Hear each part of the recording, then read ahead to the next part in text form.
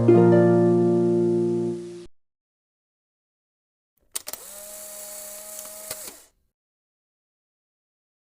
this video, we are going and uncovering the mystery of the drones. How they work, well, what is the physics involved, the rules, the engineering behind it, the intelligence that is evolving nowadays, the parts of the drone, and finally, how it is useful to us. So, stand by for the end of this video in order to get even more knowledge about the practical of drones.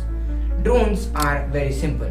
Anyone, if he or she is talking about drone, he might always be talking or always connecting to a concept called a quadcopter. Well, a quadcopter is the most famous type of drone. There are all different sorts of drones as well.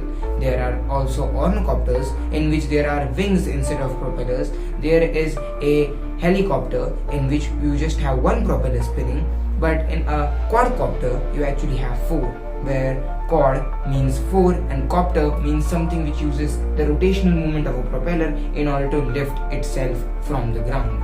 The second thing is the science. Well, drones uses a very simple basic science in them.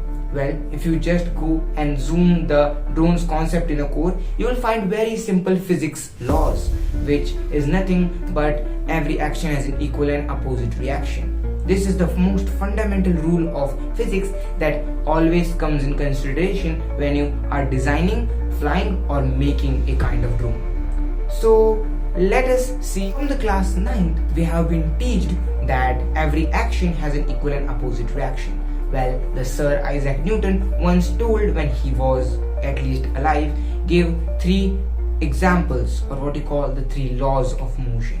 All of these are the most fundamental rules which are followed even today.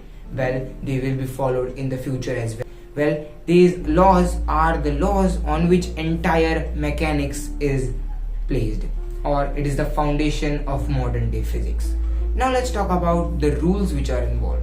Well, you know that propellers, when they spin, create a suction on one side and produce a lift on the other hand.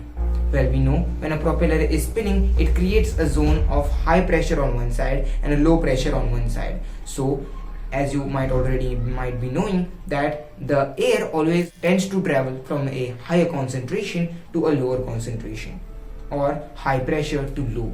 So, when this turbine spins, it pushes the air downward, creating a low pressure down and creates a high pressure on above the drone, making the air travel from the above of the drone to the below. Well, we use motors instead of your normal DC motors that you get in every appliances that you use. We use a different kind of motors in here. Well, we'll talk about it in the later part of the video. You might be knowing this thing that when a high pressure area is developed on the drone, the air tends to push downward, and hence every action has an equal and opposite reaction by which the drone is going upwards. Well, this is just the thing which helps the drone sustain itself in the mid-air, or what you call, whenever something or someone's density is higher than the medium's density, he or she will tend to sink. If it is too low, then he or she will float, and if it is that's just perfect, then you might see that it is neutrally buoyant. You know, whenever you swim, you have to push your hands backwards to creating or to push water back so that the water also pushes you same magnitude but in the opposite direction. The same is happening with the drone. Propellers push the air downwards so that lift can be generated and the drones could lift off. Well, drones are evolved in such a way that I cannot even explain to you. In older days, you have normal composite materials like wood, metal and all kind of those aluminum extrusions which you will use to make the drone. It made the drone too much ugly looking, it made the drone too much cheap looking, and it also doesn't keep in mind the structural integrity of a flying object. Well, drone being a flying object have to be very structurally efficiently made. Why? Because somehow if the drone crashes, you should have a way to recover the data that it has in it. we will discuss how important the data in the drone gets in the later part of this video. So make sure you stick around. You know that whenever a drone flies, it also has data in it, which it has recorded from the last 1, 2 or even 3 hours. Well, you have to get that data from the drone into any type of device. What can or what cannot you do? Well, if your drone is directly destroyed, you have no different choices but to get the board or the memory card and to recover its data. But if the aeroplane lands safely, you will have a much greater way to enroll and to capture the data which is in the drone. Now let's talk about the intelligence in the drone. Well, drone nowadays have a very intelligent behavior. Well, in olden days, you just has a RFID or RC remote control system and a receiver. Well, these have been changed also. Their frequencies has been evolved so that the interference of all the frequencies around it can be keep on standby, and only the signal from the remote is going to the drone itself.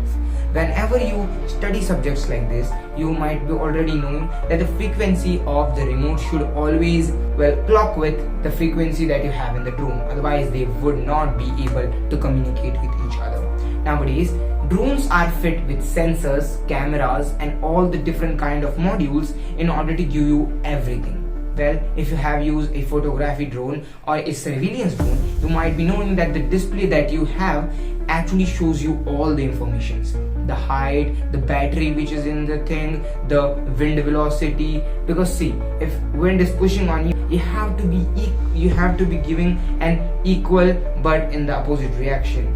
Okay, so in the drone, it calculates how much speed the extra is required and other than the lift that is generating, and then it actually calculates it with the different types for capturing animals and survivors if they are in hostile environment.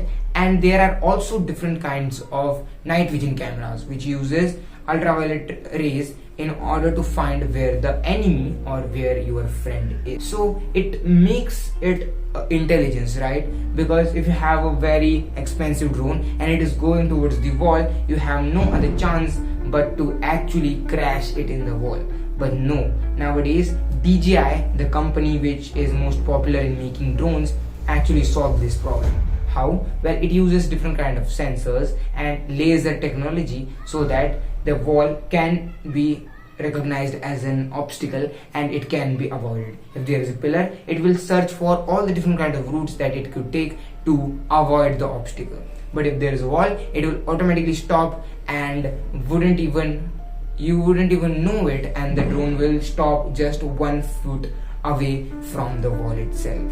Well, now let's talk about the specific parts of the drone. Well, we have covered that how a drone flies, but we don't know which parts the drone uses.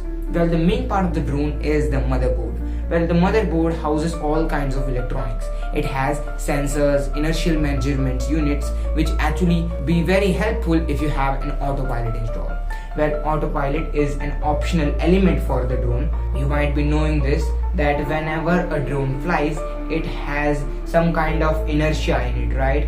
You should know all the kinds of things that you have, that is velocity, speed, and all kind of measurement that is happening with it, right? But if you have, then autopilot could get all these things of signals and could perform different use its computational power in order to give it the response, in order to follow a path or do all sorts of things. Okay, so let's talk about the sensor we use. For optical or for obstacle avoidance, we use a laser and cameras. Well, to fly the drone motors, you need an ESC. Why? Let's talk about it. Well, talking about a DC motor, which uses a VCC or any kind of computational current and a ground in order to spin its magnetic coil, create a rotating magnetic field on which the magnet spins. We use instead of using a brushed DC motor which you have in every appliances that you use at home, it uses just a positive and a negative current in order to operate. But the thing lies in here. Well, you have these actual brushes which make contact with the copper disc in order to get the current for the rotation. How can we change that? Well, instead of putting the current inside the rotor, we can actually put the current in the stator and put a magnetic coil in between so that it could spin freely without any type of obstacle. So, how can we actually be so sure to do it? Well, we use ESC, which are nothing but electronic speed controllers, which converts your DC current and signal into a perfectly synchronized 3-phase AC current, which is extremely helpful in spinning the motors.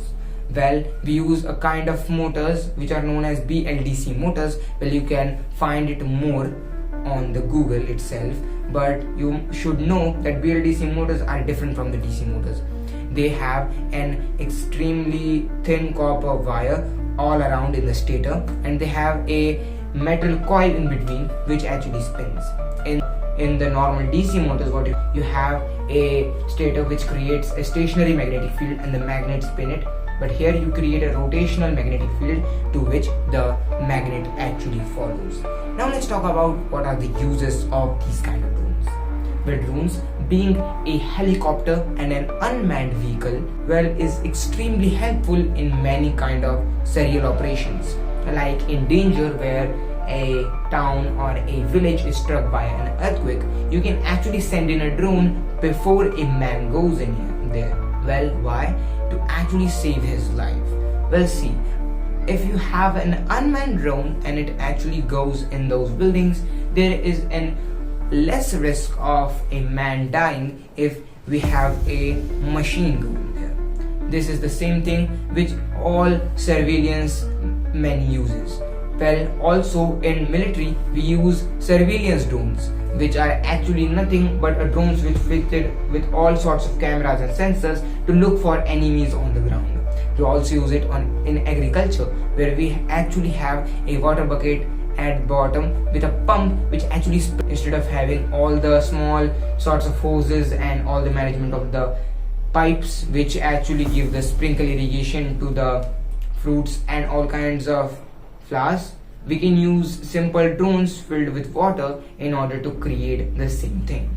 So this was all about drone. Let us revise what we have discussed. When drones are unmanned flying objects which are not the UFO you might be asking, they are just machines which are controlled by the human.